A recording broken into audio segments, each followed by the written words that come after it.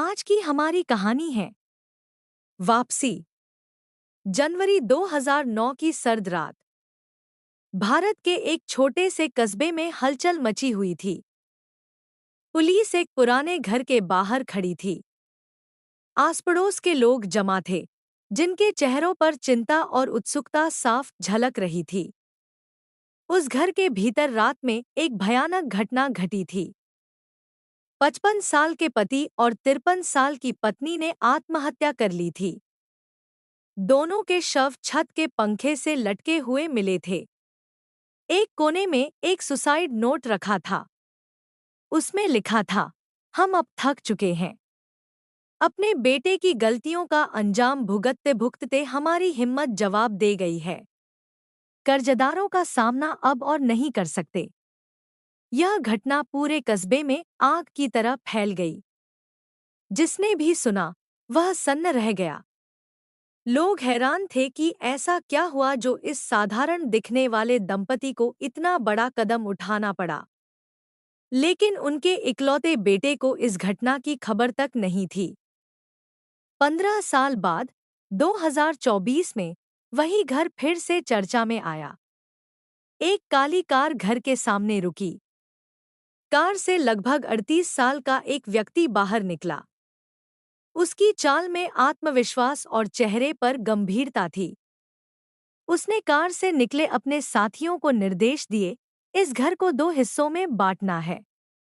एक भाग में वृद्धाश्रम बनेगा और दूसरे में वित्तीय शिक्षा संस्थान। वह व्यक्ति इस घर के दिवंगत मालिकों का बेटा था। वह वही बेटा था जिसने 2008 में आई शेयर बाजार की भारी गिरावट में सब कुछ खो दिया था। उसने कर्ज चुकाने की कोशिश तो की थी, लेकिन हालात बेकाबू हो गए थे। दिवाली से कुछ दिन पहले कर्जदारों से बचने के लिए वह घर छोड़कर दूसरे शहर चला गया था।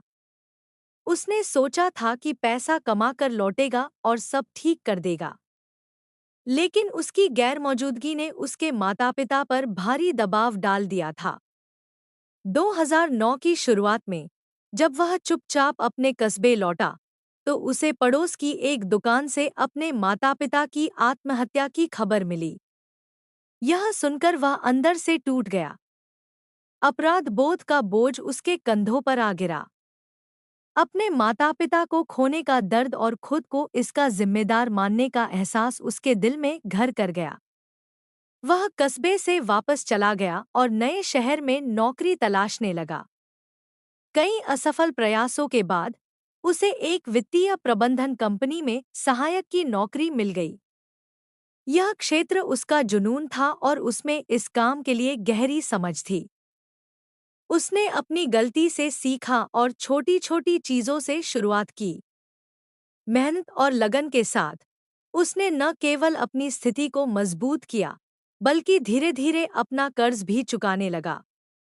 उसने अपने कार्यालय से किसी को हर महीने कर्जदारों के पास भेजा और किस्तों में पैसा चुकाया। वर्षों की मेहनत ने उसे सफलता के रास्ते पर ला खड़ा किया। उसने छोटे व्यापारियों के लिए वित्तीय सलाह देना शुरू किया और धीरे-धीरे यह एक बड़ा व्यवसाय बन गया। अब वह न केवल आर्थिक रूप से मजबूत था, बल्कि पूरी तरह कर्ज मुक्त हो चुका था।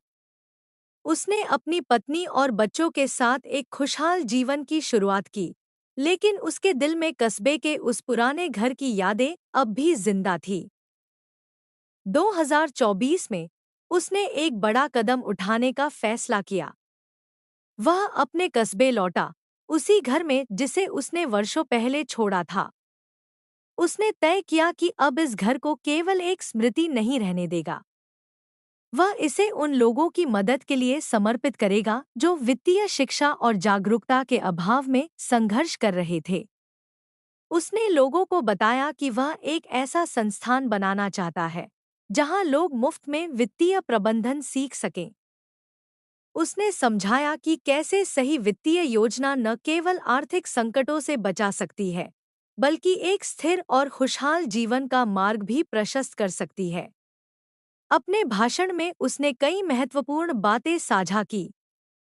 उसने लोगों को सिखाया कि छोटे-छोटे निवेश बड़े बदलाव ला सकते हैं। हर महीने थोड़ा थोड़ा बचाना और उसे सही जगह निवेश करना आपके भविष्य को सुरक्षित कर सकता है। उसने 5:03 और 2 सेकंड के नियम का महत्व समझाया। अगर आप 10 रुपए कमाते हैं तो 5 रुपए अपनी ज़रूरतों पर खर्च करें, 3 रुपए अपनी इच्छाओं पर और 2 रुपए बचत में डालें। यह नियम कभी न तोड़े। उसने लोगों को शेयर बाजार की संभावनाओं और जोखिमों के बारे में बताया। शेयर बाजार अच्छा है, लेकिन इसके जोखिम भी हैं। कभी भी अपनी सारी पूंजी इसमें न लगाएं। इसे हमेशा विविध स्थानों पर बांटें, म्यूचुअल फंड, सरकारी योजनाएं, बीमा आदि। उसने निवेश के प्रकारों को सरल भाषा में समझाया, लिक्विड फंड, कोल्ड फंड और फ्रीज फंड। आपात स्थिति के लिए लिक्विड फंड रखें, मध्यम अवधि के लक्ष्यों के लिए कोल्ड फंड और लंबी अवधि के लिए फ्रीज फंड। घर का एक हिस्सा वृद्धाश्रम में बदला ताकि वहां बुजुर्ग सुरक्षित और सम्मानजनक जीवन जी सकें। दूसरे हिस्से में वित्तीय शिक्षा संस्थान बनाया गया, जहां कस्बे के लोग मुफ्त में सीख सकें कि अपनी आय और खर्च को कैसे संतुलित किया जाए। उसने अपनी कहानी के माध्यम से एक गहरा संदेश दिया, पैसा जीवन जीने का साधन है, जीवन का उद्देश्य नहीं। सही वित्तीय प्रबंधन आपकी जिंदगी को न केवल आसान बना सकता है, बल्कि आपके परिवार की खुशियों को भी सुरक्षित रख सकता है। कस्बे के लोग उसकी बातों से प्रभावित हुए। जो घर कभी दुहक और निराशा का प्रतीक था, अब उम्मीद और बदलाव का प्रतीक बन चुका था।